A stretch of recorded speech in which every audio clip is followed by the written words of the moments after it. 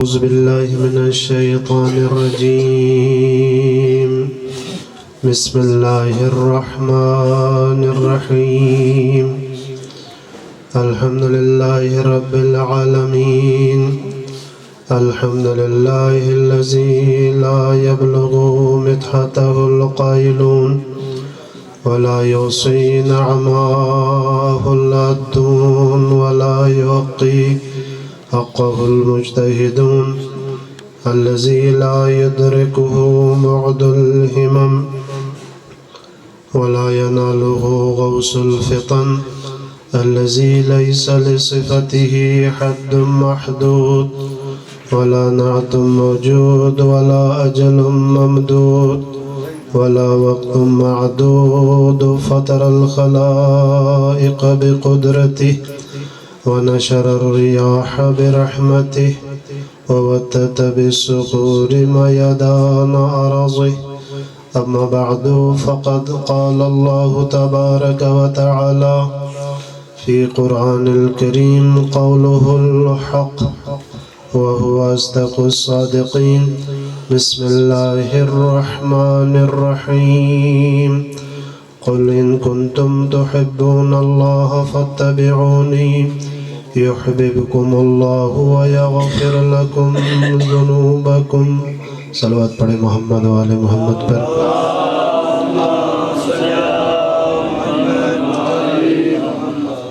خدا لم یزل ولا یزال کے لیے دعا ہے کہ رب کائنات آپ مومنین کو خلوص سے سننے کی توفیق کے لیے اور مجھے اخلاص سے گفتگو کرنے کی توفیق کے لیے ایک دفعہ باواز بلند صلوات پڑھیں محمد و آل محمد پر.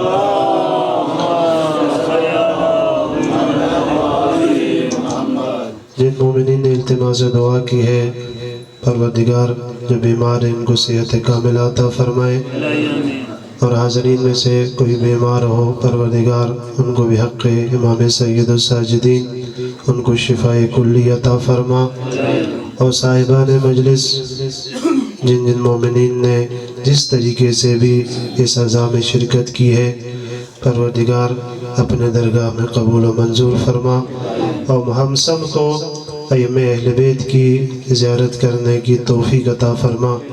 ایک دفعہ باواز بلند صلوات پڑھے محمد و آل محمد پر.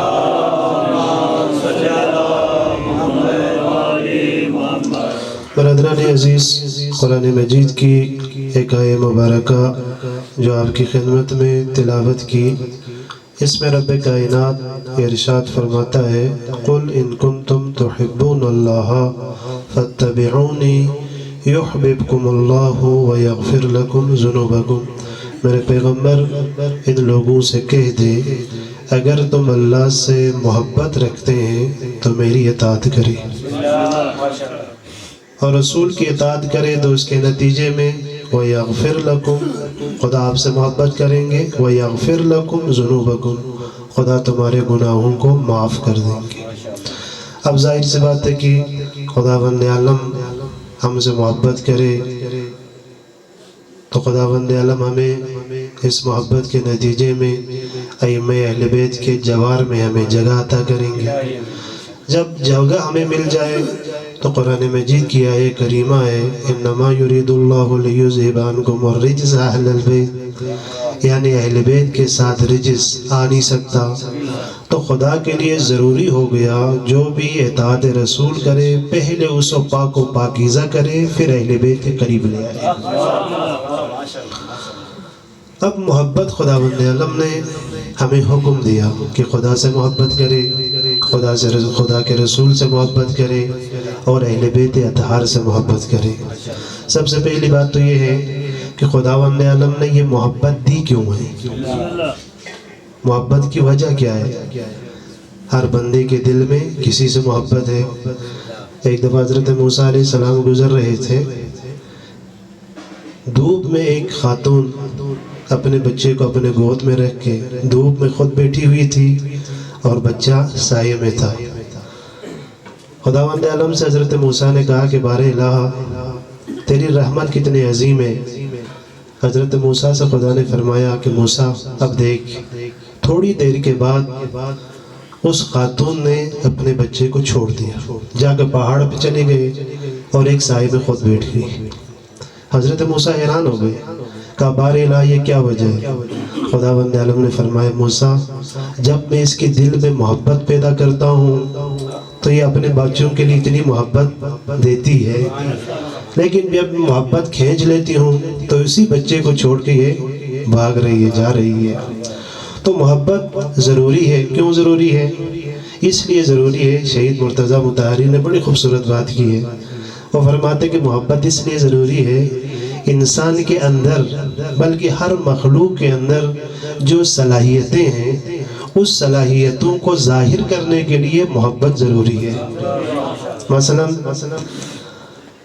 وہ مرغی انسان کی قدموں کی آواز سن کے بھاگ جاتی ہے، بلی بھاگ جاتی ہے، گائے آپ کو دیکھ کر بھاگ جاتی ہے، لیکن انہیں کہ ہم بچے آ جائیں تو پھر بڑی سے بڑی طاقت کے ساتھ لڑنے کے لیے تیار ہو جاتی ہے۔ یہ شجاعت کہاں سے آئی؟ یہ شجاعت اس محبت کی وجہ سے ہے۔ کسی سے محبت ہے جس کی وجہ سے اس کے اندر شجاعت آ گئی۔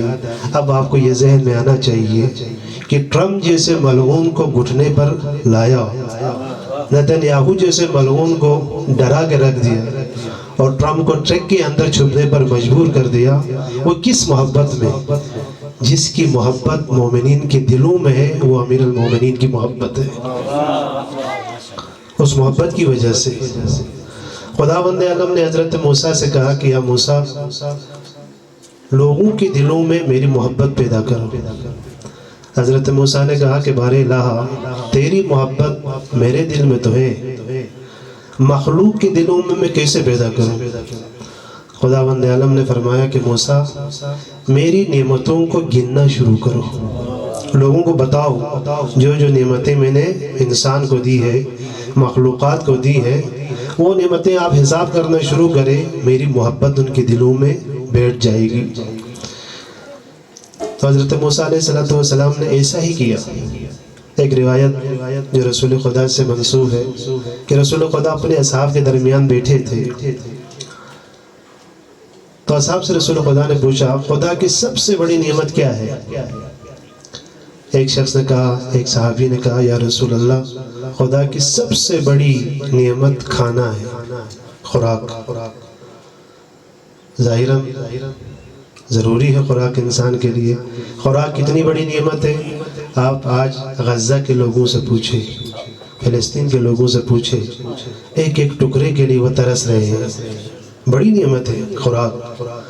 رسول خدا کے زمانے میں خوراک کی اتنی کمی تھی کہ رسول خدا کے پاس جب لوگ آتے تھے تو رسول خدا فرماتے تھے اصحاب سے، ہے کوئی بندہ جو اپنے گھر میں اس کی خاطرداری کرے، اپنے گھر میں ٹھہرائے، ایک ٹائم کا کھانا کھلائے۔ لوگوں کے پاس بعض لوگ ایسے تھے جو 24 گھنٹے میں ایک دفعہ کھانا کھاتے تھے، بعض لوگ ایسے تھے جو بڑی مشکل سے 2 ٹائم کا کھانا کھاتے تھے۔ بہت کم تھے لوگوں کی تعداد جو 3 ٹائم کا کھانا کھا سکے۔ اس دور میں کسی کو کھانا کھلانا یقیناً بہت بڑی نعمت تھی، کوئی بھی تیار نہیں ہوتا تھا۔ روایت یہ ہے صرف امیر المومنین آگے بڑھتے تھے، یا رسول اللہ اس مہمان کو میں کھانا کھلاؤں گا۔ اب آپ مولا کائنات کو صرف جنگ میں آگے نہ دیکھیں، جہاں جہاں میدان میں، اگر سخاوت کا میدان ہو، کوئی بندہ دینے کے لیے تیار نہ ہو، وہاں پر بھی علی سر فہرست نظر آتے ہیں۔ اور آپ ایک آیت کریمہ قرآن مجید کی ایسی ہے جس پر آج تک دنیا میں کسی نے بھی عمل نہیں کیا سوائے علی ابن ابی طالب کے، کسی نے بھی عمل نہیں کیا، وہ ہے آیت نجوہ۔ آیت نجوہ، لوگ پیغمبر سے باتیں کرتے تھے تو پیغمبر کا ٹائم ضائع کرتے تھے۔ تو پیغمبر اخلاق کا مجسمہ تھا، تو پیغمبر کو یہ اچھا نہیں لگتا تھا کسی بندے کی توہین کرے، کسی کو کہے آپ نکل جائے۔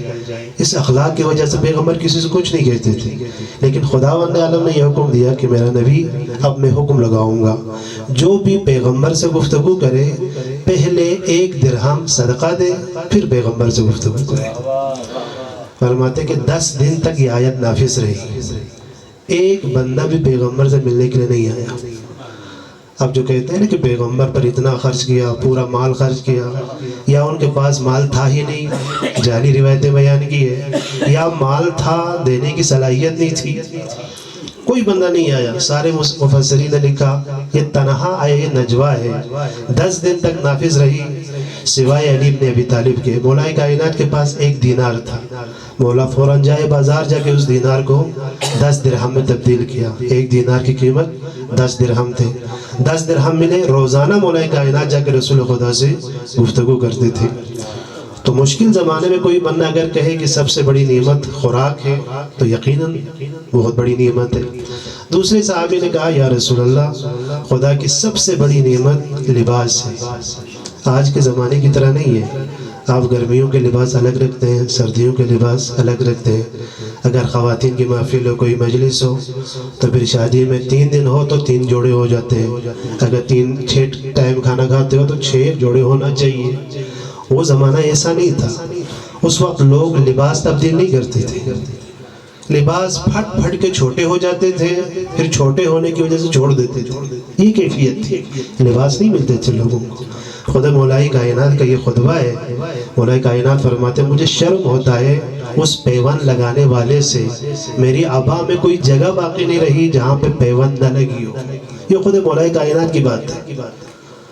تو اس ماحول میں اگر کوئی بندہ کہے کہ یا رسول اللہ سب سے بڑی نعمت خدا کی لباس ہے، رسول خدا نے مطمئن نہیں ہوئے رسول خدا. پھر تیسرے صحابی نے کہا یا رسول اللہ خدا کی سب سے بڑی نعمت اولاد ہے. اور اس زمانے میں ظاہر سے بات ہے، میں نے ابھی ذکر کیا غربت کا یہ عالم ہے. گھر میں اگر 10 کمانے والے ہو تو تھوڑی حالت اچھی ہو جاتی ہے، 1 کمانے والا ہو تو حالت خراب ہوتی ہے. تو لوگ فخر سمجھتے تھے اپنے لیے کہ اولاد زیادہ ہو. رسول خدا کو جن لوگوں نے اب تک کہا ان میں سے ایک بندہ ایسا تھا جس کے 10 بیٹے تھے. وہ کہتے تھے میرے 10 بیٹے ہیں اور یہ جو نبوت کا دعویٰ کر رہے ہیں ان کا 1 بیٹا بھی نہیں ہے. لیکن آج دیکھیں خدا کے فیصلے کو، جس کے 10 بیٹے ان کا نام و نشان بھی معلوم نہیں، نام بھی کسی کو پتہ نہیں. جس کو ابتر کہا تھا آج پوری دنیا میں نسل سادات موجود ہے. اس نے کہا کہ یا رسول اللہ سب سے بڑی نعمت اولاد ہے. کسی نے کہا کہ یا رسول اللہ سب سے بڑی نعمت زوجہ ہے، خوبرو زوجہ ہو، اور یہ بھی ایک بڑی نعمت سمجھی جاتی تھی اس زمانے میں. بہرحال اس کی تفصیل میں چھوڑ دوں گا. تو پیغمبر کسی پر بھی مطمئن نہیں ہوئے، مولا کائنات کی طرف رخ کیا، کہا کہ یا علی آپ کی نظر میں سب سے بڑی نعمت کیا ہے؟ اب مولا کائنات کے جملوں کو آپ دیکھیں، کتنے کمال ہے امیر المومنین کے جملوں میں. مولا کائنات سے کہا کہ یا علی سب سے بڑی نعمت خدا کی کیا ہے؟ مولا کائنات نے فرمایا یا رسول اللہ سب سے بڑی نعمت یہ ہے خدا نے ہمیں عدم سے وجود عطا کیا. کتنی بڑی نعمت ہے، عدم سے وجود عطا کیا. ہم نہیں تھے، خدا نے ہمیں وجود عطا کیا. اب آپ مومنین یہاں جتنے مومنین تشریف رکھتے ہیں، کوئی 70 سال کے ہیں، کوئی 50 سال کے ہیں، کوئی 40 سال کے ہیں، کوئی 30 سال کے ہیں، کوئی 20 سال کے ہیں. آپ اپنی ولادت سے 3 سال پہلے کے سوچیں آپ کہاں تھے؟ اپنی آمد سے 3 سال پہلے آپ سوچیں کہاں تھے؟ کوئی ذکر ہی نہیں تھا، قابل ذکر ہی نہیں تھا. اس رب کریم نے تمہیں وجود عطا کیا. مولا فرماتے سب سے پہلی نعمت، سب سے بڑی نعمت خدا کی، خدا نے عدم سے وجود عطا کیا. رسول خدا نے فرمایا کہ علی آپ نے سچ کہا. دوسری بڑی نعمت کیا ہے؟ تو مولا کائنات نے فرمایا یا رسول اللہ دوسری بڑی نعمت یہ ہے خدا نے ہمیں جمادات اور نباتات کی طرح خلق نہیں کیا، خدا نے ہمیں روح عطا کی ہے. ابھی آپ مومنین یہاں تشریف رکھتے ہیں، جسم کی وجہ سے رکھتے ہیں یا روح کی وجہ سے؟ ایک بندہ عالم دین ہے، جسم کی وجہ سے یا روح کی وجہ سے؟ ایک بندہ متقی ہے، جسم کی وجہ سے یا روح کی وجہ سے؟ ایک بندہ نمازی ہے، جسم کی وجہ سے روح کی وجہ سے؟ ساری صفتیں انسان کے روح کی وجہ سے. خدا بند عالم نے ہمیں روح عطا کی ہے. اب آپ دیکھیں کہ جو چیز جس میں رنگ نہ ہو، وزن نہ ہو، حجم نہ ہو، وہ روح ہے. جو کام جو فعل آپ کو ایسا نظر آئے وہ سارے روحانی ہیں. علم کے بارے میں آپ نہیں کہہ سکتے اتنا وزن ہے، اس طرح کلر ہے، اتنا حجم ہے، نہیں کہہ سکتے، کیونکہ یہ روح کے ساتھ تعلق ہے۔ ایمان کا تعلق روح کے ساتھ ہے، عمل صالح کا تعلق روح کے ساتھ ہے، ساری جو صفتیں ہیں وہ سارے انسان کے روح کے ساتھ تعلق ہے۔ امام نے فرمایا دوسری بڑی نعمت خداوند عالم نے ہمیں روح عطا کی ہے۔ رسول خدا نے فرمایا کہ یا علی آپ نے سچ کہا۔ تیسری بڑی نعمت کیا ہے؟ رسول خدا سے کہا کہ یا رسول اللہ تیسری بڑی نعمت یہ ہے خدا نے ہمیں انسان کی شکل میں خلق کیا، انسان کی شکل میں خلق کیا۔ خداوند عالم گدھے کی شکل میں بھی خلق کر سکتا تھا، گھوڑے کی شکل میں بھی خلق کر سکتا تھا، کسی نجس العین حیوان کی شکل میں بھی خلق کر سکتا تھا، لیکن خدا کی ایک بڑی نعمتوں میں سے ایک نعمت یہ ہے خدا نے ہمیں انسان کی شکل میں خلق کیا۔ اب یہی انسان جو ہم سب موجود ہے، ابھی میں آپ کی خدمت میں گفتگو کروں، کتنی بڑی نعمت ہے یہ گفتگو بھی۔ ظاہراً ہم سوچتے ہیں یہی زبان ہے جو گوشت کا ایک حصہ ہے، وہی سے انسان بولتا ہے۔ چھٹے امام سے پوچھے تو امام فرماتے صرف زبان سے نہیں بولتے، انسان اس گوشت کے ٹکڑے سے نہیں بولتا، بولنے کی وجہ کیا ہے؟ اس کے پھیپھڑے کی وجہ سے بولتا ہے۔ امام فرماتے پھیپھڑے کی وجہ سے، اسی لیے فرماتے کھانا کم کھایا کرے۔ وجہ کیا ہے؟ زیادہ کھائے گا تو پھیپھڑے پر وزن آئے گا، وہ بڑا نہیں ہوگا، ہوا زیادہ نہیں آئے گی، تو اس سے اس کے سانس کے لیے مسئلہ ہوگا۔ آپ نے کبھی مشاہدہ کیا ہوگا زیادہ جس دن کھائے گا اس دن آپ کے سانس میں مسئلہ ہوگا۔ وجہ کیا ہے؟ پھیپھڑے پر بوجھ آتا ہے۔ تو معصوم کیا فرماتے اتنا کھائے کہ زندہ رہنے کے لیے کھائے۔ آپ کا پھیپھڑا بڑا ہو جائے گا، تو پھیپھڑا بڑا ہو جائے تو اس پہ سانس آپ کی لمبی ہو جائے گی۔ اسی لیے ذاکرین جب پریکٹس کرتے ہیں تو ان سے کہتے ہیں کہ آپ اس پہ زیادہ فوکس کریں، یہ ہاں پہ زور دے دے، چلتے پھرتے آپ ہاں کہتے پڑھتے رہے تو آپ کی سانس پھول جائے گی، آپ کے پھیپھڑے بڑے ہو جائیں گے تو آپ کی سانس لمبی ہو جائے گی۔ اور ذکر بھی ہے، اب خدا کی حکمت کو آپ دیکھیں کہ بعض اوقات ذکر یہ ہے کہ آپ اللہ یا اللہ یا اللہ پڑھیں، ایک ہی سانس میں 100 دفعہ پڑھیں۔ ممکن ہے؟ اگر ممکن نہ ہو تو خدا حکم دے گا؟ ایسا کام کا خدا حکم دے ہی نہیں سکتا جو ممکن نہ ہو۔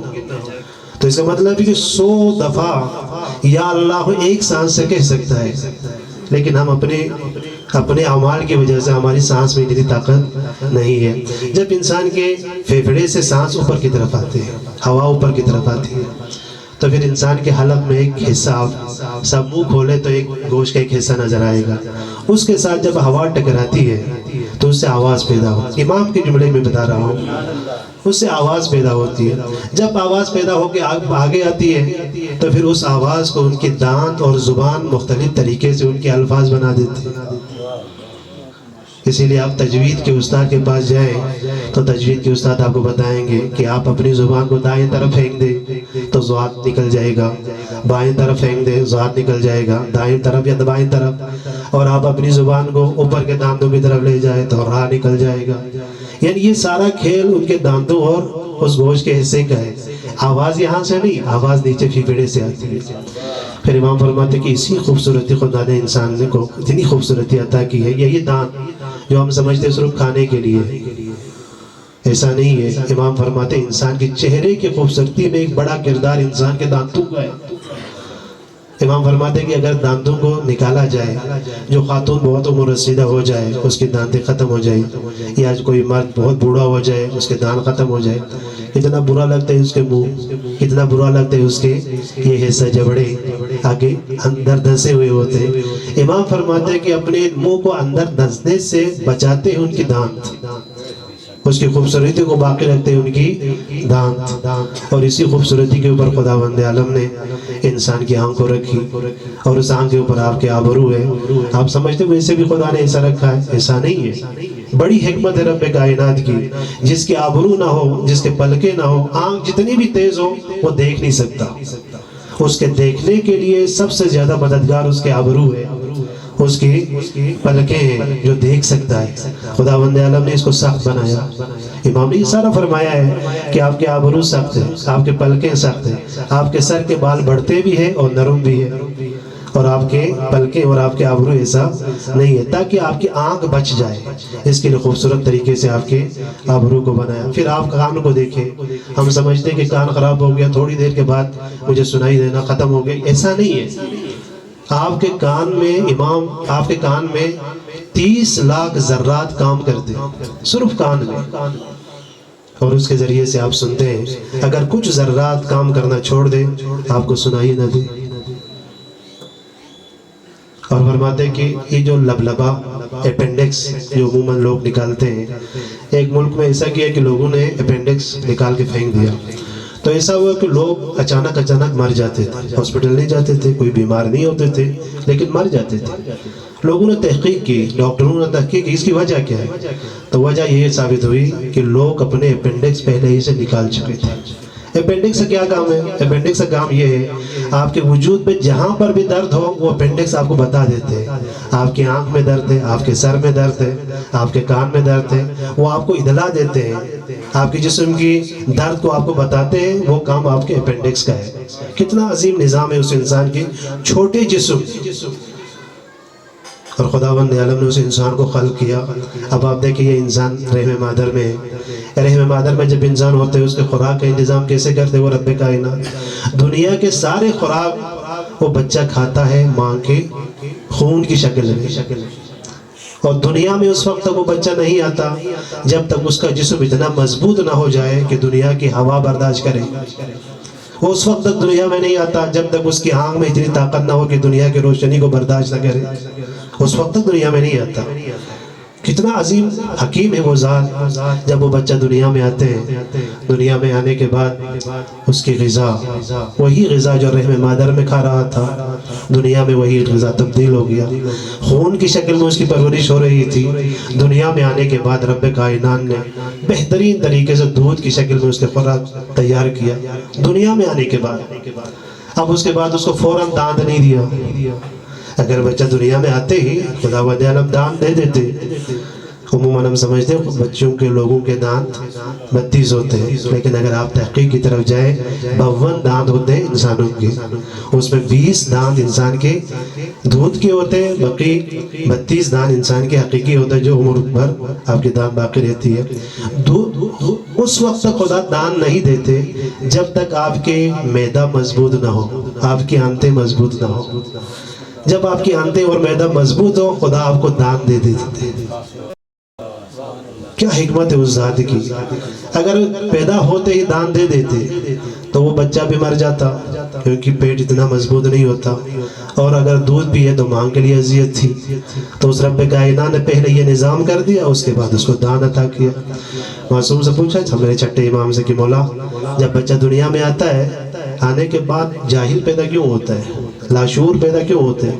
امام نے فرمایا کہ اس کی زندگی کی وجہ سے خدا اس کو زندہ رکھنا چاہتے ہیں، اس وجہ سے وہ لاشعور ہوتے ہیں، وہ عقل مند نہیں ہوتا۔ اس لیے کہ عقل مند بچہ دنیا میں آتے ہی عقل مند آ جائے تو پھر وہ دنیا کے انسانوں کو دیکھے وہ مر جائے، دنیا کی روشنی کو دیکھے وہ مر جائے۔ ہوتے یا نہیں؟ آپ کو کسی ایسی جگہ پہ لے جائے جہاں پہ عجیب قسم کے مخلوقات ہو تو انسان حیرت سے مر جائے گا۔ بلکہ اگر رسول خدا کا ایک صحابی کو آج کے دور میں چھوڑ دے وہ پریشان ہوگا، موبائل کو دیکھ کر وہ پریشان ہوگا، جہاز کو دیکھ کر لوہا چل رہا ہے، لوہا اڑ رہا ہے، ریل کو دیکھ کر وہ پریشان ہوگا کہ لوہا لوہے پہ چل رہا ہے، موبائل کو دیکھ کر سمجھے کہ یہ تو وہی کی ایک قسم ہے، کہاں سے کہاں تک وہ بات کر سکتے، ایک دوسرے کو دیکھ سکتے۔ تو ظاہر سے بات ہے جس چیز کو نہیں دیکھا انسان پریشان ہوتے ہیں۔ تو دنیا میں آنے سے پہلے وہ جاہل ہوا، تو وجہ کیا ہے جہالت کی؟ اس کی زندگی کے لیے خداوند عالم اس کو زندگی زندہ رکھنا چاہتے ہیں، اس وجہ سے رب کریم اس کو عقل نہیں دیتا۔ اب وہی بچہ بڑا ہوتا ہے، بڑا ہونے کے بعد اس کو داڑھی آتی ہے، تو امام فرماتے ہیں اس کی بھی ایک وجہ ہے کہ وہ دو مخلوق، ایک مرد ایک عورت، ان کے درمیان فرق ہونے کے لیے خدا نے داڑھی رکھ دی ہے۔ تو وہ خدا جس کی اتنی نعمتیں اگر گنے تو حساب نہیں کر سکتا، تو اس خداوند عالم نے ہمیں انسان کی صورت میں خدا نے خلق کیا۔ تو امام سے پوچھا کہ رسول خدا نے فرمایا علی آپ نے سچ کہا، اور چوتھی سب سے بڑی نعمت کیا ہے؟ تو امام نے فرمایا چوتھی بڑی نعمت یہ ہے کہ یا رسول اللہ خدا نے ہمیں خواص عطا کیا، دنیا کے خواص بھی اور آخرت ذہنی ظاہری خواص بھی اور باطنی خواص بھی ہمیں عطا کیا۔ اس کے بعد رسول خدا نے فرمایا کہ یا علی آپ نے سچ کہا۔ اس کے بعد خدا کی بڑی نعمت کیا ہے؟ مولا کائنات نے فرمایا یا رسول اللہ عقل ہے، جو خدا نے عقل عطا کی ہے یہ خدا کی سب سے بڑی نعمت ہے۔ رسول خدا نے فرمایا کہ یا علی آپ نے سچ فرمایا۔ اس کے بعد بڑی نعمت کیا ہے؟ مولا کائنات نے فرمایا یا رسول اللہ اس کے بعد سب سے بڑی نعمت خداوند عالم نے ہمیں دین عطا کیا، ہمیں دین عطا کیا، دین اسلام ہمیں عطا کیا۔ اب آپ دیکھیں وہ دین، جو بندہ دین پر صحیح عمل کرتا ہے اس صحت بھی اچھی رہتی ہے، اس کی آخرت بھی اچھی ہوتی ہے، دنیا بھی اچھی ہوتی ہے۔ ظاہراً ہم سمجھتے ہیں یہ دین پر عمل کر رہے ہیں اس لیے اس کی زندگی اچھی نہیں ہے، نہیں، یہ حقیقتاً عمل نہیں کر رہا۔ لوگ اس کو دیندار سمجھتے ہیں، حقیقتاً عمل نہیں کر رہا۔ جو بندہ حقیقتاً دین پر عمل کرے گا دنیا کی زندگی بھی اس کی اچھی ہے اور آخرت کی زندگی بھی اس کی اچھی ہے۔ اب اس دین کو آپ دیکھیں جس دین میں نماز ہے، نماز کے لیے آپ وضو کرتے ہیں تو وضو کا کتنا بڑا فائدہ ہے۔ یہ تحقیق کی ہے کہ جو خاتون اپنی اولاد کو ہاتھ منہ دھو کے دودھ پلائے وہ بچہ کبھی ذہنی مریض نہیں ہوتا۔ اگر کوئی خاتون اپنے بچے کو وضو کی حالت میں دودھ پلائے تو وہ بچہ کیسا ذہین ہوگا۔ بہت ساری تاریخ ہے، بڑی بڑی شخصیتیں ان کی مائیں ان کو حالت وضو میں دودھ پلاتی تھی۔ اور اس میں نماز خدا نے حکم دیا۔ ہم سمجھتے ہیں کہ نماز بس ایک سوکھی ایک عبادت ہے، ایسا نہیں ہے۔ جو بندہ پابندی سے نماز انجام دیتے ہیں وہ کبھی بھی ذہنی مریض نہیں ہوتا۔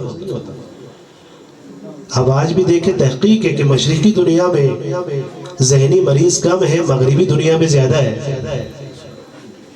وجہ کیا ہے؟ آپ دیکھیں، آپ نماز کوئی بھی کسی جگہ پہ آپ رہے ہوں گے، کسی کوارٹر میں یا کسی گھر میں، تو چند منزلیں ہوتی ہیں، تو سب سے پہلی منزل میں پانی زیادہ آتا ہے، دوسرے منزل میں اس سے کم، تیسرے منزل میں اس سے کم، جتنا بلند ہوگا اس منزل میں پانی کم آتا ہے۔ انسان کے اندر ایک دل ہے، دل جسم میں خون پھینکتا ہے، تو ظاہر سی بات ہے کہ نیچے کی طرف خون بڑی تیزی سے آتا ہے، اوپر کی طرف دل کے لیے مشکل ہوتا ہے۔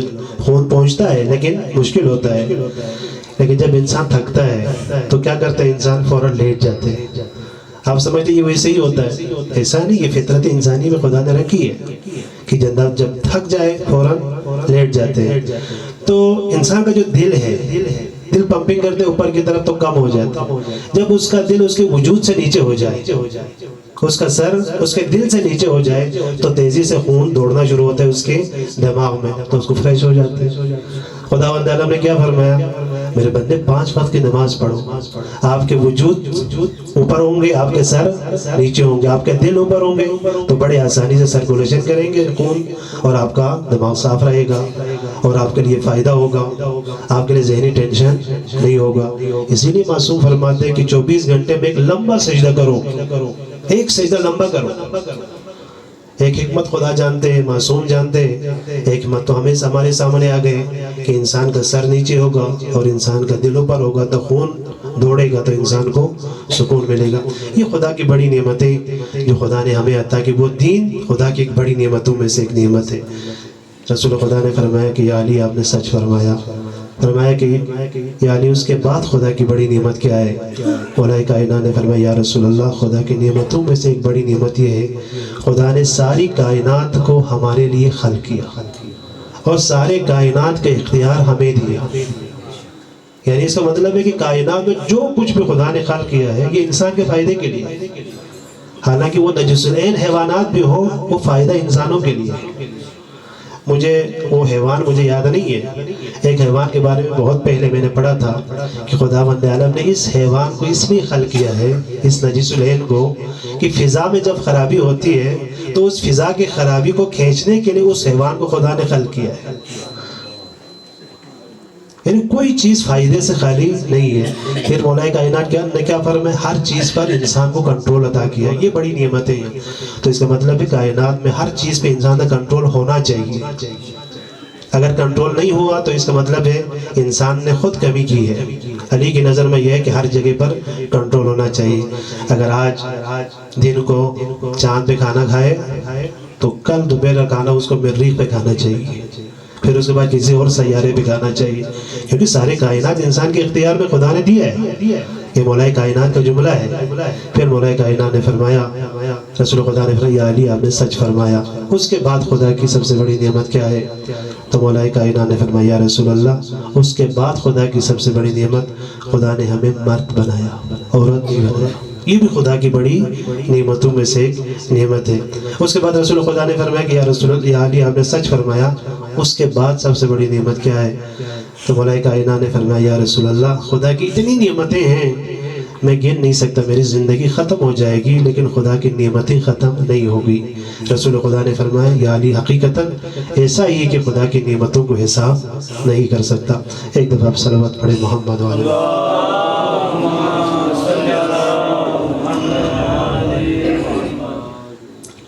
بارے دیگر صلوات پڑھیں محمد والے محمد۔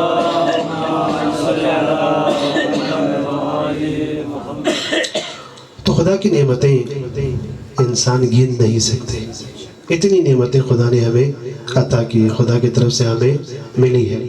میرے عزیز آپ سب عزادار ہیں، آج کا صاحب عزا وقت کا امام ہے، حجت خدا ہے جو ہمارے وقت کا امام ہے، امام زمانہ علیہ السلام ہے۔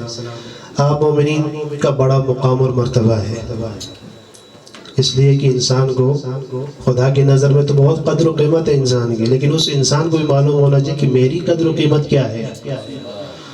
تو آپ کی قدر و قیمت کیا ہے؟ رسول خدا کی حدیث مبارکہ جو آپ کی خدمت میں عرض کروں گا کہ رسول خدا فرماتے ہیں اپنے اصحاب کے درمیان میرا سلام ہو میرے بھائیوں پر۔ اصحاب نے پوچھا کہ یا رسول اللہ ہم آپ کے بھائی نہیں ہیں؟ فرمایا نہیں، میرا بھائی وہ لوگ ہیں جو ہمارے آخری حجت کے غیبت کبریٰ میں زندگی گزارنے والے ہیں۔ آپ مومنین کے لیے کہہ رہے ہیں امام زمانہ بلند تر صلوات اللہم صلی علی محمد آل محمد۔ اصحاب نے فرمایا کہ یا رسول اللہ ہم آپ کے بھائی نہیں ہیں؟ فرمایا نہیں، میرے بھائی وہ ہیں، آپ میرے صحابی ہیں، میرے ساتھ رہنے والے ہیں۔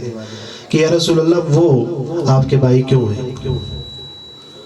رسول خدا نے اپنی زندگی میں کسی کو مکے میں بھی ابن نے مواقعات کا نظام کیا تھا، مدینے میں بھی، مکے میں بھی امیر المومنین سے کہا تھا یا علی آپ میرا بھائی ہے، مدینے میں بھی آئے تو وہاں پر مواقعات کیا تو رسول خدا نے کہا تھا یا علی آپ میرے بھائی ہیں۔ پھر یہ جملہ بھی کہا کہ دنیا میں بھی آپ میرا بھائی ہے، آخرت میں بھی آپ میرے بھائی ہیں، امیر المومنین کے لیے کہا تھا۔ دوسرا جن کو بھائی کہا ہے وہ آپ مومنین کے لیے کہا میرا بھائی۔ پوچھا کہ یا رسول اللہ ہم آپ کے صحابی ہیں، آپ کے ساتھ رہنے والے ہیں، وہ آپ کے بھائی کیوں ہیں؟ تو رسول خدا نے فرمایا اس کی وجہ یہ ہے کہ آپ لوگ مسلمان ہو گئے، مجھ پر ایمان لے آئے میرے ہاتھوں کے معجزات کو دیکھ کر، 4,04,444 معجزات کو دیکھ کر تم لوگ مجھ پر ایمان لے آئے۔ کبھی میرے ہاتھوں پہ کنکر بولتے تھے اس کو دیکھ کر، کبھی چاند کے ٹکڑے ہوتے ہوئے دیکھ کر، کبھی کھارا پانی میں اپنے لعاب دہن ڈالے تو پھر میٹھا بننے کو دیکھ کر، کبھی آبر کو میرے اوپر ہونے کو دیکھ کر، یہ سارے معجزات کو دیکھ کر تم لوگوں نے ایمان لائے ہیں۔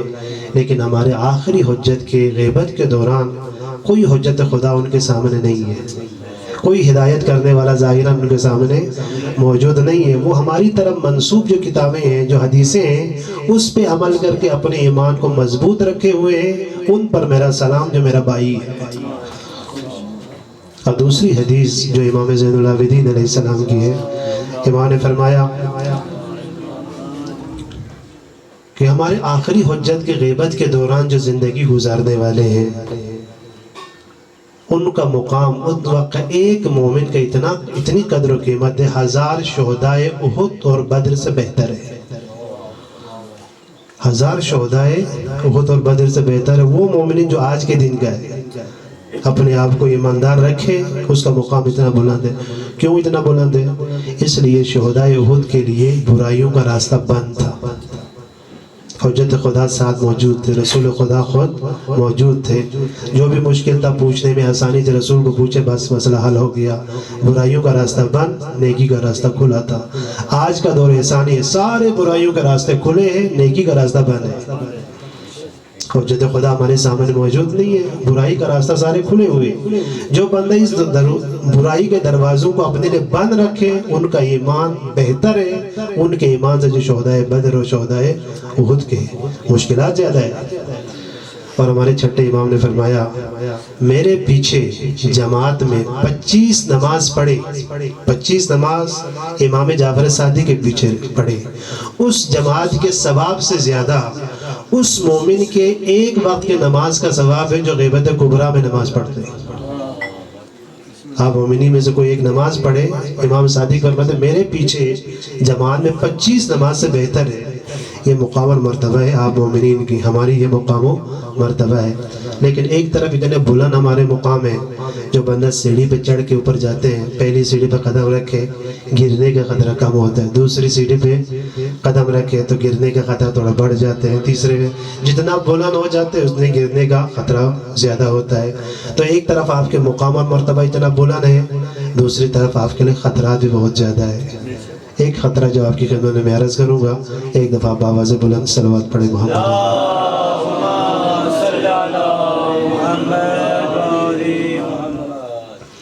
وہ یہ ہے کہ ہمارے چھٹے امام سے یہ روایت ہے کہ امام سے پوچھا کہ مولا آپ کے آخری حجت جب ظہور فرمائے ان کے لشکر میں کون کون شامل نہیں ہو سکتے، کون کون لوگ امام کے لشکر میں شامل نہیں ہو سکتے. امام نے فرمایا کہ 3 قسم کے لوگ ہمارے آخری حجت کے لشکر میں شامل نہیں ہو سکتا. ایک وہ بندہ جو مشرک ہو، خدا کے ساتھ کسی کو شریک قرار دیتا ہو، وہ ہمارے آخری حجت کے لشکر میں شامل نہیں ہو سکتا. خدا کی ذات میں، خدا کے عمل میں، خدا کی عبادت میں، خدا کی صفات میں کوئی بھی شریک نہیں ہے. کوئی شریک قرار دیتا ہے وہ امام زمانہ کے مجاہدین میں شامل نہیں ہو سکتا. دوسرا امام نے فرمایا کہ وہ بندہ جو منافق ہو وہ امام کے لشکر میں شامل نہیں ہو سکتا. منافق 2 طرح کی ہے. ایک منافق وہ جس کے دل میں بغض اہل بیت ہے، امیر المومنین سے بغض رکھتا ہے، وہ منافق. دوسرا وہ منافق جس کی زبان اور دل برابر نہ ہو، وہ بھی منافق ہے. اور وہ بندہ بھی امام کے لشکر میں شامل نہیں ہو سکتا. یہ تو ہم نہیں ہیں انشاءاللہ، ہم سب مومن ہیں. ہمارے لیے امام نے فرمایا کہ ہمارے چاہنے والوں کے 2 قسم کے لوگ ہیں جو ہمارے آخری حجت کے سامنے تلوار اٹھائیں گے، ہمارے چاہنے والے. اس کی مثال میں آپ کو یوں عرض کروں کہ رسول خدا سے پہلے لوگ بڑی تعداد میں رسول خدا کی آمد کے انتظار میں تھے. رسول خدا آئیں گے اور خوش آمدید کریں گے. لیکن جب رسول خدا خود آئے تو رسول خدا کی مخالفت کی. امام زمانہ جب تشریف لائیں گے 2 قسم کے لوگ ہیں جو امام کو چاہنے والے امام کے مخالف ہوں گے. پہلا امام نے فرمایا وہ لوگ جو آرام طلب ہے. ہم سب کو چاہیے کہ اپنے آپ کو مشقت میں رکھیں، مشکلات میں رکھیں. ایسا نہیں کہ میں آرام ہی کروں. زندگی میں کبھی دین کے لیے تھوڑی سی قربانی دیا کریں. کبھی کسی کو اگر ناراض کرنا ہو تو دین کی کوئی بات کر کے ناراض کرے، کوئی تو قربانی دینی ہے نا. ایسا نہیں کہ آپ بالکل آرام کی زندگی گزاریں اور کہیں کہ میں امام کے لشکر میں شامل ہوں. ایسا ممکن نہیں ہے. چھٹے امام فرماتے ہیں کہ وہ لوگ جو آرام طلب ہے، اتنے آرام طلب ہوں گے وہ تقیہ کو اپنے بیوی بچوں سے زیادہ پسند کریں. وہ بندہ محبت ہم سے کرتے ہیں لیکن ہمارے آخری حجت کے لشکر میں شامل نہیں ہو سکتے. میرے عزیز امام زمانہ آئیں گے تو امام چھوڑ گے، کسی جگہ پر کسی پر ظلم ہو جائے امام آپ کو چھوڑ دیں گے. جو اپنے بہنوں کو حق نہیں دیتے امام چھوڑ دیں گے. خمس ادا نہیں کرتے امام چھوڑ دیں گے. نہیں ہوگا. تو یہ سارے مشکل ہے. لہٰذا آرام کی زندگی کرنے والا امام کے سامنے تلوار اٹھائیں گے. دوسرا امام نے فرمایا وہ لوگ جو ہمارے جد رسول خدا کے زمانے سے زیادہ مشکلات آئے گی ہمارے آخری حجت کے لیے. پوچھا کہ مولا وہ کیسے؟ رسول خدا کے سامنے مشرکین مکہ تھے تو رسول خدا ان کے سامنے قرآن مجید کی تلاوت کرتے تھے. ایک طرف رسول خدا کی گفتگو اتنی پیاری تھی، خدا بند عالم نے وہ صلاحیت رسول خدا کو وہ اخلاق دیا تھا، وہ کردار عطا کیا تھا، وہ زبان عطا کی تھی، اس کا اثر تھا. اور زبان رسالت میں قرآن مجید کی تلاوت ہو تو اس سے زیادہ اثر تھا، تو اس سے لوگ متاثر ہوتے تھے، انہوں نے اسلام قبول کیا۔ لیکن ہمارے آخری حجت کے لیے مسئلہ یہ ہے، امام وقت کو لوگ سمجھائیں گے قرآن پیش کر کے، مولا آپ یہ کر رہے ہیں، قرآن میں یہ کہہ رہے ہیں، امام کو سمجھائیں گے قرآن۔ ابھی نئی نئی چیزیں آپ دین میں شامل کرتے ہیں کہ قرآن میں یہ ہے، قرآن میں یہ ہے، قرآن میں یہ ہے، یقیناً یہی لوگ ہوں گے کہ امام کو سمجھائیں کہ مولا قرآن میں اس طرح، آپ اس طرح انجام دے دیں، یہ لوگ امام کے سامنے تلوار اٹھائیں گے۔ لہٰذا ہمیں کسی دوسرے کو بتانے کی ضرورت نہیں، ہم خود اپنے اندر دیکھیں مجھ میں یہ صفتیں ہیں یا نہیں، کسی اور کی طرف جانے کی ضرورت نہیں ہے۔ میں نے پہلے ایک جگہ پہ میں نے عرض کیا تھا کہ ہم سب پریشان ہیں کہ یہ دو مجتہد کیوں متفق نہیں ہیں، یہ دو عالم کیوں متفق نہیں ہیں۔ میں نے ان کو یہ عرض کیا تھا، آپ دو عالم کے بارے میں کہہ رہے ہیں، دو مجتہد کے بارے میں کہہ رہے ہیں، میں آپ کی خدمت میں عرض کروں، آپ کی زبان اور دل کیوں برابر نہیں ہے؟ ہم سب کے زبان و دل برابر ہے؟ نہیں ہے۔ آپ اس میں پریکٹس کریں کہ آپ کی زبان میں وہی آئے جو آپ کے دل میں ہو۔ ایک روایت میرے ذہن میں ابھی آئی، میں آپ کی خدمت میں عرض کروں گا۔ ہمارے چھٹے امام کے پاس ایک بندہ آ گیا تیزی سے، امام کوئی چیز کھا رہے تھے، امام کا غلام بھی ساتھ تھا، وہ تیزی سے آیا اور چلا گیا۔ امام نے یہ نہیں کہا کہ آ جائے کھائے، ویسے بھی عموماً ہم یہی کہتے ہیں کہ جب کھا رہے کوئی بندہ آ جائے، دل نہ بھی چاہتا ہو تو ظاہراً کہتے آ جائے تشریف لائے کھائیں، دل میں یہ ہوتا ہے کہ جلدی چلا جائے، لیکن انسان تکلفاً یہی کرتے ہیں کہ آپ آ جائے کھانا کھائے۔ امام نے ایسا نہیں کیا، وہ چلا گیا۔ امام کے غلام نے کہا کہ مولا آپ نے یہ اچھا نہیں کیا کہ یہ بندہ آیا، آپ کو کھاتے ہوئے دیکھا، آپ نے اس کو کھانے کی دعوت نہیں دی، وہ چلا گیا۔ امام نے فرمایا میرے دل میں جو بات نہیں تھی میں زبان پہ نہیں کہا، دل میں میری وہ بات نہیں تھی، میں نے زبان پہ وہ جاری نہیں کیا، مجھے یقین تھا یہ بندہ ادھر نہیں بیٹھے گا کیونکہ یہ کسی ضروری کام سے آیا تھا، یہ چلا گیا، لہٰذا میں نے اس کو زبان پہ وہ بات نہیں کی جو میرے دل میں نہیں تھا۔ تو یہ چیزیں ہمیں سب سے ضروری یہ ہے کہ ہم اپنے دل اور زبان کو برابر کریں۔ اگر آپ کہتے ہیں کہ یہ اختلاف کیوں ہوئے میرے عزیز، ہم غیر معصوم میں اختلاف ضروری ہے ہونا، ضروری ہے، ہمارے فہم الگ ہے۔ رسول خدا کے زمانے میں لوگ ہوتے تھے اختلاف کرتے تھے، جملہ رسول کو ہوتا تھا، لوگوں کے درمیان اختلاف ہوتا تھا۔ رسول خدا نے ایک دن کسی نے رسول خدا سے بدتمیزی کی تو رسول خدا نے فرمایا اس کی زبان کاٹ لے، تو ایک صحابی نے تلوار اٹھائی، یا رسول اللہ میں کاٹ لوں۔ مولا علی نے فرمایا کہ نہیں آپ تلوار نہ اٹھائے، مولا علی نے اس کو عطا کی۔ اب وہ صحابی بڑبڑاتا ہوا رسول خدا کے پاس گیا، یا رسول اللہ آپ نے زبان کاٹنے کا حکم دیا تھا، علی نے اس کو عطا کیا۔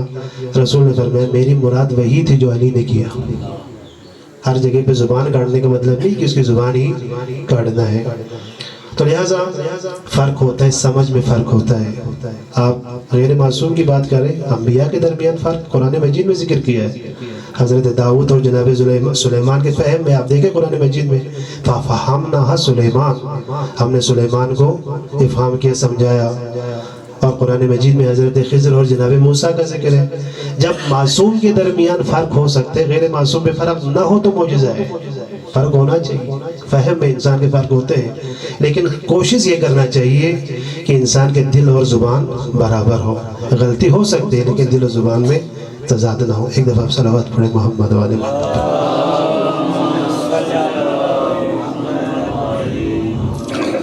تو میرے عزیز، کیونکہ آج 8 ربیع الاول ہے،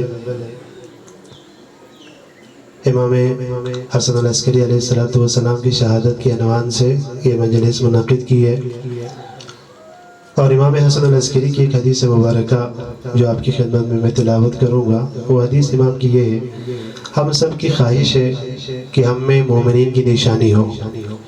کوئی نشانی بناتے، کوئی نشانی پہنتے، کوئی چیز پہنتے، کوئی چیز پہنتے کہ معصوم کے مطابق ہم نے یہ عمل کیا ہے، لیکن آپ یہ سوچیں کہ معصوم نے کیا پہنا ہے وہ دیکھیں، وہ سب سے بہتر مومن ہے۔ امام حسن العسکری نے فرمایا مومن میں 5 صفتیں ہونی چاہیے۔ ایک صفت امام نے فرمایا کہ انگوٹھی پہننا چاہیے دائیں ہاتھ میں، انگوٹھی ہر بندے کی ہونی چاہیے، کوئی مومن ایسا نہ ہو جس کے ہاتھ میں انگوٹھی نہ ہو۔ اور معصوم فرماتے ہیں عقیق کی انگوٹھی پہنے۔ ہمارے چھٹے امام نے ایک بندے کو دیکھا، وہ بہت بری طرح سے مرا ہوا تھا کسی خرابے میں۔ امام نے کسی بندے کو بھیجا، کہا جاؤ دیکھو اس کے دائیں ہاتھ کو دیکھو، کہا مولا اس کے دائیں ہاتھ میں کچھ بھی نہیں ہے۔ امام نے فرمایا اس کے ہاتھ میں اگر عقیق کی انگوٹھی ہوتی تو اس طرح مرا ہوا نہ ہوتا۔ اتنی اہمیت ہے عقیق کی انگوٹھی کی۔ امام نے فرمایا دوسری نشانی یہ ہے مومنین کی، 51 رکعت نماز پڑھی۔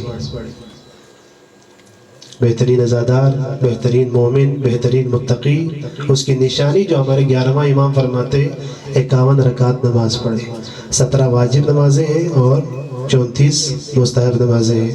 اور تیسری نشانی امام نے بیان فرمائی، امام فرماتے کہ 40 کی زیارت پڑھے، روز 40۔ امام حسین علیہ السلام کا اتنا بڑا مقام خدا کے نزدیک ہے کہ روایت ملتی ہے کہ ہر شب جمعہ حضرت آدم سے لے کر نبی خاتم حضرت محمد مصطفیٰ تک تمام انبیاء کی ارواح شب جمعہ کربلا پہنچتے ہیں امام حسین کی زیارت کے لیے۔ یہ مقام اور مرتبہ ہے سرکار سید الشہداء کے۔ 40 کی زیارت ضرور پڑھے۔ اس کے بعد امام نے فرمایا نشانیوں میں سے ایک کی نشانی یہ ہے کہ بسم اللہ بآواز بلند پڑھے۔ مولا کائنات کی عادت تھی کہ آپ بسم اللہ بآواز بلند پڑھتے تھے، بعد کے لوگوں نے اس کو چھپانے کی کوشش کی، اس کو ہٹانے کی کوشش کی، اور لوگ آج بھی بسم اللہ یا پڑھتے نہیں یا آہستہ پڑھتے ہیں۔ یہ حاکم شام کی سنت تھی، امیر المومنین کی سنت یہ ہے کہ بسم اللہ بآواز بلند پڑھے۔ اس کے بعد امام نے فرمایا 5ویں نشانی یہ ہے ہر مومن کو چاہیے کہ وہ سجدہ کرے خاک شفا پر۔ اب خاک شفا پہ سجدہ کرے۔ میرے عزیز کوئی بندہ ایسا نہیں ہے کہ جو بندہ یہ کہے کہ میری نماز صحیح ہے، کوئی بندہ ایسا نہیں ہے جو کہہ سکے، اس لیے کہ غسل کے مسائل ہے، وضو کے مسائل ہے، اور تیمم کے مسائل ہے، پھر قرات کے مسائل ہے، پھر یہ سارے مسائل حل ہو جائے تو پھر خدا کے ساتھ راز و نیاز کے مسائل ہے، فی سبیل اللہ یہ انجام دیتے یا نہیں، خدا کے ساتھ اس کا رابطہ قائم ہوا ہے یا نہیں، بہت ساری شرائطیں ہیں۔ اور شرائط جو لباس کی شرائط ہے، ہم تو بغیر شرائط کے نماز پڑھ رہے ہیں۔ جو بندہ بجلی کا بل نہ دے وہ نماز پڑھتے رہے کیا فائدہ، گیس کا بل نہ دے نماز پڑھتے رہے کیا فائدہ، جو کسی کے غصبی زمین پہ نماز پڑھتے رہے کیا فائدہ۔ آپ کے لباس کا ایک بٹن بھی غصبی ہو نماز آپ کی باطل، ایک داغا آپ کے کپڑے کے داغا غصبی ہو آپ کی نماز باطل، آپ کے وضو کرنے کا لوٹا غصبی ہو آپ کے وضو باطل، پانی غصبی ہو وضو باطل، جہاں پہ آپ وضو کرتے آپ وضو کا پانی کسی اور کے زمین پہ پڑے تو آپ کے وضو باطل۔ یہ سارے شرائط پر عمل کر کے آپ نماز پڑھے بہت مشکل ہے، ساری شرائطیں بہت مشکل ہے۔ معصوم فرماتے جو بندہ ٹوٹی پھوٹی نماز پڑھے اور اس کا سجدہ خاک شفا پر ہو خدا کو وہ منظور ہے۔ جتنے پردے ہیں نماز کے خدا تک پہنچنے میں، جتنے پردے حائل ہوتے ہیں وہ ساری رکاوٹیں ہٹ جاتی ہے جب آپ اپنا سجدہ سر رکھے خاک شفا پر۔ اتنی تاکید ہے خاک شفا پہ، ہر مومن کے لیے ضروری ہے اس کے ساتھ خاک شفا موجود ہو۔ اور امام حسن العسکری نے یہ 5 نشانیاں بیان کی مومنین کی۔ میرے عزیز امام علیہ السلام کو مدینے سے امام کو بلایا، حضرت امام علی نقی علیہ السلام کے ساتھ امام علی نقی کو جبرن لایا تھا، اور یہ بھی حکم دیا تھا کہ امام حسن العسکری کو بھی ساتھ لے آئے۔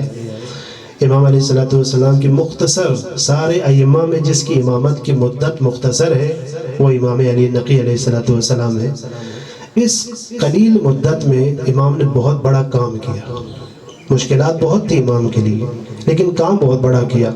ایک مشکل یہ تھی امام کے لیے حجت خدا کی حفاظت کرنا، کیونکہ بنو عباس امام کو شہید کرنا چاہ رہے تھے، کیونکہ سب کو معلوم تھا امام حسن العسکری کے بعد جو فرزند ہوگا وہ دنیا کو ظلم و ستم سے ختم کر دیں گے اور عدل و انصاف سے دنیا کو بھر دیں گے، سب کو معلوم تھا۔ تو سب چاہتے تھے امام حسن العسکری کا کوئی بھی بیٹا ہو، کوئی بھی اولاد ہو، اس کو قتل کرے۔ تو امام کی حفاظت کا یہ بہت بڑی ذمہ داری تھی امام حسن العسکری کی۔ دوسری بڑی ذمہ داری تھی ایک طرف حفاظت، دوسری طرف امام کی ذمہ داری یہ تھی کہ امام کی معرفت، لوگوں کو بتائے کہ یہ حجت خدا ہے۔ آج آپ بڑے آسانی سے اتنے وثوق سے آپ کہتے ہیں کہ امام زمانہ موجود ہے، کیسے آپ کہہ رہے ہیں؟ کوئی ذات ہے جس نے محنت کی ہے، جس کی محنت کی وجہ سے آج سورج کی طرح آپ مان رہے ہیں کہ امام زمانہ موجود ہے۔ کیسے امام نے کام کیا؟ ایک کام امام نے یہ کیا، 40 مؤثر مومنین کو جمع کیا، 40 مختلف علاقے سے جمع کر کے امام نے امام زمانہ دکھایا، یہ میرے بعد حجت خدا ہے، تمہارا امام ہے، یہ آخری امام ہے، دنیا کو ظلم و ستم کو ختم کریں گے، عدل و انصاف سے دنیا کو بھر دیں گے، یہی شخصیت ہے۔ زیارت کرائی۔ دوسرا کام امام نے یہ کیا، امام نے 150 کے قریب حیوانات کو ذبح کیا، بکرے کو ذبح کیا، بھیڑ کو ذبح کیا، اور مومنین کے گھروں تک گوشت پہنچایا، بعض مومنین کے گھروں میں پورا بکرا پہنچایا امام علیہ السلام، اس ذریعے سے لوگوں کو معلوم ہو جائے کہ ہمارا امام دنیا میں آئے ہیں۔ اس طریقے سے امام نے اپنا پیغام دنیا تک پہنچایا۔ دوسری طرف امام کے لیے مشکل یہ تھی، امام کے مقابل میں لوگ تھے، علمی لحاظ سے امام سے مقابلہ کرتے تھے، لوگوں کو گمراہ کرنے کے لیے کوشش کرتے تھے، ہر امام کے زمانے میں ہوتے تھے، امام حسن العسکری کے زمانے میں یہ ہوتا تھا۔ ایک شخص بہت بڑا عالم تھا، بہت ذہین تھا، اسحاق کندی اس کا نام تھا، اس نے کوشش کی کہ تناقض القرآن لکھے، یعنی قرآن کی متضاد باتیں۔ جو بندہ قرآن کو پڑھے تو علم میری طرح کوئی علم نہ رکھنے والا بندہ ہو تو وہ سمجھے کہ قرآن میں یہ بات ادھر کچھ کہہ رہے ادھر کچھ کہہ رہے۔ خدا کیا فرما رہے؟ خدا فرمائے یہ قرآن کسی اور کی طرف سے ہوتا تو اختلاف پایا جاتا، اس قرآن میں اختلاف نہیں ہے۔ خدا فرما رہے اختلاف نہیں ہے۔ اس نے کوشش کی کہ اختلاف، قرآن کے اختلافات کو جمع کرے۔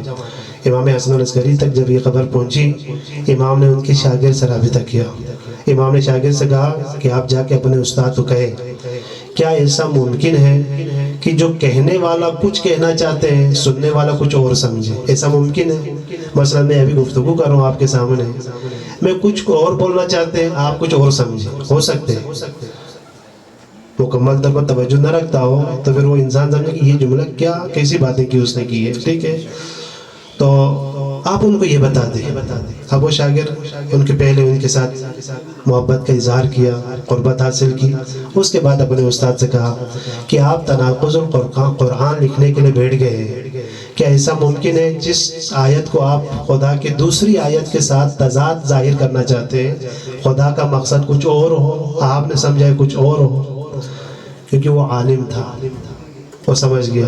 اس نے فوراً پوچھا تمہیں یہ بات کس نے کی، کس نے تمہیں سکھائی؟ اس نے کہا نہیں، مجھے خود ہی معلوم ہو گیا، مجھے خود میرے ذہن میں آ گیا۔ کہا نہیں، تو میرا شاگرد ہے، میں جانتا ہوں تمہیں، تمہارے ذہن میں یہ بات نہیں آتی، سچ سچ بتاؤ تمہیں کس نے بتایا؟ اس نے آخر میں کہا کہ مجھے امام حسن العسکری نے بتایا۔ تو اس استاد نے کہا کہ مجھے بھی یقین تھا، آپ کے کہنے سے پہلے ہی مجھے یقین تھا کہ ایسی باتیں سکھانے والا صرف خاندان اہل بیت ہو سکتا ہے، دوسرے کے ذہنوں میں یہ بات نہیں آ سکتی۔ تو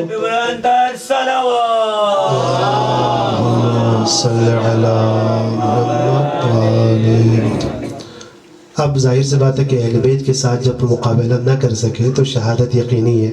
ایک عالم دین نے بڑی خوبصورت بات کی، وہ میں آپ کی خدمت میں عرض کروں گا۔ ابھی میرے ذہن میں، پہلے میں نہیں سوچا تھا یہ آپ کی خدمت میں عرض کروں، ابھی درمیان میں یہ بات میرے ذہن میں آئی اس لیے میں بتا رہا ہوں۔ آقا شہید طارق حسین جب شہید ہوئے، ایران میں علماء نے وہاں پہ ایک مجلس منعقد کی آقا شہید کے حوالے سے، تو وہاں پہ آقا باقر الحکیم اس نے تقریر کی۔ اس تقریر میں اس نے گفتگو یہ کی کہ شہید انسان کب ہوتا ہے، ایک انسان شہید ہوتا ہے، شہید کب ہوتا ہے؟ اس نے بڑی خوبصورت بات کی، انہوں نے کہا کہ شہید انسان اس وقت ہوتا ہے جب آپ کا مد مقابل ہر میدان میں ہار جائے، اس کی شہادت یقینی ہوتی ہے۔ یعنی دوسرا آپ کے مقابل میں جو بندہ ہے وہ ہر میدان میں ہار گیا، آپ کو شہید کرنے کے علاوہ اس کے بعد چارہ نہ رہے، یہ آپ کی کامیابی کی آخری دلیل ہے کہ آپ شہید ہو جائیں۔ امام حسن عسکری ہر میدان میں کامیاب تھے، اور ایک مرحلہ ایسا آیا کہ ایک گھوڑا لایا گیا، بہت سرکش گھوڑا تھا، جو بھی سوار ہو جائے اس کو گراتا تھا پھر اس کو کچلتا تھا، ایسا گھوڑا تھا۔ تو وقت کے حکمران کو کسی نے مشورہ دیا کہ آپ کو اسے بھی چاہتے ہیں کہ امام حسن العسکری کو شہید کریں، اس میں اگر دنیا سے چلا جائے تو آپ بے عیب ہو جائیں گے، آپ پہ کوئی الزام نہیں لگائیں گے، آپ ایسا کریں کہ گھوڑا امام کے لیے پیش کریں۔ اب اس نے امام کے سامنے گھوڑا لایا، وہ سرکش گھوڑا تھا، امام کے سامنے سر تسلیم خم ہو گیا۔ امام بڑے آسانی سے سوار ہوئے. بہو اسی طرح جس طرح رسول خدا صلی اللہ علیہ وسلم کے سامنے حضرت خدیجہ کے مال لے جانے کے لیے رسول خدا گئے تھے تو رسول خدا کے سامنے ایک سرکش اونٹ کو لایا تھا. وہ سوچ رہے تھے کہ رسول یہ اس پہ بیٹھ جائیں گے تو یہ گرا دے گا، لیکن وہ یہ اونٹ اتنا نرم ہو گیا کہ رسول خدا کے بیٹھنے سے بالکل سرکشی اس نے چھوڑ دی. بہو اسی طرح امام حسن العسکری کا واقعہ بھی اسی طرح ہے، کیونکہ یہ حدیث مبارکہ ہے اولنا محمد آخرنا محمد وکلنا محمد. اگر محمد مصطفیٰ اپنے زمانے کا محمد مصطفیٰ ہے تو حسن العسکری اپنے زمانے کا محمد مصطفیٰ ہے. اب وقت کے حکمران امام کا مقابلہ نہیں کر سکے، انہوں نے امام کو جیلوں میں ڈالنا شروع کیا. امام کو جیل میں رکھا اور اپنے اہل بیت سے دور رکھا. اس طرح دور رکھا جس طرح فرعون نے بنی اسرائیل کے لوگوں کو الگ رکھا تھا تاکہ حضرت موسیٰ دنیا میں نہ آئے. امام حسن العسکری کو بھی اپنے فیملی سے دور رکھا تھا. ان کو خوف تھا کہ امام زمانہ دنیا میں نہ آئے، لیکن خدا کی حکمت، خدا کی مشیت ہو کے ہی رہے گی. تو امام علیہ السلام دنیا میں آئے. 2 سال ہو گئے تھے امام زمانہ کے کہ امام حسن العسکری کو جیل میں ڈالا. امام سے کہا اپنے فرزند کے بارے میں بتاؤ، کہاں ہے وہ فرزند؟ امام نے فرمایا میں نہیں بتاؤں گا، وہ حجت خدا ہے، اس کی حفاظت ضروری ہے. یہاں تک امام کو مختلف طریقے سے اذیت تھی. 5 ربیع الاول کو امام کو زہر دیا. زہر کا اثر اتنا تھا کہ امام علیہ السلام کھڑے ہو کے نماز نہیں پڑھ سکتے تھے، آپ بیٹھ کے نماز پڑھتے رہے 8 ربیع الاول تک. 8 ربیع الاول کے نماز تہجد کے وقت ہمارے ائمہ کے تاریخ میں کوئی معصوم ایسا نہیں ہے جس نے لیٹ کے نماز پڑھی ہو، لیکن امام حسن العسکری اتنے کمزور ہو گئے تھے. 3 دن کے اندر نماز تہجد 8 ربیع الاول کی صبح نماز تہجد کی آپ نے انجام دی تو آپ نے لیٹ کے نماز پڑھی ہے امام حسن العسکری نے. اور امام پہ ایسا ظلم کیا تھا، امام زمانہ کا نام نہیں لے سکتے تھے. امام کے چہرے پر اتنا ظلم ہوا تھا، امام کے وجود پر اتنا ظلم ہوا تھا. امام نے پانی مانگا، امام کو پانی پیش کیا گیا. امام نے پانی پینا چاہا، امام کے منہ سے خون جاری ہوا، امام نے پانی چھوڑ دیا. امام زمانہ کو قریب لانا چاہتا تھا، بولنا چاہتا تھا، امام بول نہیں سکے. بڑی مشکل سے امام کے زبان پہ صرف المہدی آیا. پھر امام زمانہ قریب آئے. امام علیہ السلام کی شہادت کے بعد امام زمانہ نے غسل دیا، کفن دیا، امام کے جنازے کو پڑھایا. پڑھانے کے بعد وقت کے حکمران نے 200 بندوں کو معین کیا تھا، جو بھی بچہ امام حسن العسکری کا جنازہ پڑھائے اس کو پکڑ کے ہمارے پاس لے آئے. تو وہ پیچھے پڑے حضرت امام زمانہ کے، امام کے گھر کی تلاشی لی، ان کو امام زمانہ نہیں ملا. اور جب نہیں ملا یہ ظالمین آ گئے حضرت نرجس خاتون کے پاس. میرے عزیز صرف تماچے جناب سیدہ کو نہیں لگے. کائنات میں 3 ہستیاں ایسی ہیں جن کو تماچے مارے گئے اپنی اولاد کے سامنے. ایک رسول خدا کی بیٹی تھی جناب سیدہ، ظالم نے ایسا تماچا مارا تھا جناب سیدہ کا سر دیوار پہ لگی تھی، اور امام حسن نے دیکھا تھا صرف. اور جناب سیدہ شہادت تک علی سے بھی چھپاتی رہی، امام حسین سے بھی چھپاتی تھی، جناب زینب سے بھی چھپاتی تھی، لیکن امام حسن کو معلوم تھا، امام حسن موجود تھے. دوسری شخصیت حضرت سکینہ، جب شمر امام حسین کے سینے پہ سوار تھا، امام حسین کے داڑھی کو پکڑ کے تماچا مارنا شروع کیا. جناب سکینہ نے جناب زینب سے کہا پھوپھی اماں میرے بابا کو بچائے. جناب زینب نے کہا بیٹی سکینہ امامت کا حکم ہے، مجھے آگے بڑھنے کی اجازت نہیں ہے. جناب سکینہ دوڑتی ہوئی اس خیمے میں گئی جہاں پہ سید سجاد تھے. جناب سید سجاد نے کاندھے کو ہلا کے کہا کہ بھیا سجاد میرے بابا کو بچائے. جناب سجاد کی غشی کی کیفیت تھی. حضرت سکینہ دوڑتی ہوئی خود گئی امام حسین پہ گری. اب وہ جملہ جو شمر ملعون ہے کہ میں آپ کی خدمت میں عرض نہیں کر سکتا، اس نے ایسا ظلم کیا کہ جناب سکینہ دور جا کے گری. اور جناب سکینہ کے سامنے امام حسین پہ تماچے مارے گئے. اور تیسری شخصیت حضرت امام زمانہ ہے. امام زمانہ کے سامنے حضرت نرجس خاتون پہ تماچے مارنا شروع کیا. جناب نرجس خاتون کے بازوؤں کو باندھنا شروع کیا، جناب نرجس خاتون کو قید میں رکھا، 6 مہینے مسلسل قید میں رکھا، ظلم کیا۔ اس کے نتیجے میں 6 مہینے کے اندر حضرت نرجس خاتون کی شہادت ہوئی۔ اللہ لعنت اللہ علی القوم الظالمین وسیعلم الذین ای منقلب ینقلبون۔ پروردگار ہماری قلیل اعمال تیرے درگاہ میں قبول و منظور فرما، پروردگار ہماری پریشانیوں کو دور فرما، ہماری حاجتوں کو پوری فرما، سوائے غم سید الشہداء تمام غموں سے ہمیں نجات فرما، عالم تشیع کی حفاظت فرما، ایران، عراق، لبنان، پاکستان کے مومنین کی عزت و آبرو، جان و مال کی حفاظت فرما، ہمارے علماء کو اپنے علوم پہ عمل کرنے کی توفیق عطا فرما، ہمارے نوجوانوں کو توبہ انابت کی توفیق عطا فرما، ہماری مستورات کو عفت و حیا پاک دامنی عطا فرما۔ پروردگار تمام عزاداران امام حسین کی توفیقات خیر میں اضافہ فرما، ہم سب کو ائمہ اہل بیت کی زیارت کرنے کی توفیق عطا فرما۔ پروردگار جن مومنین نے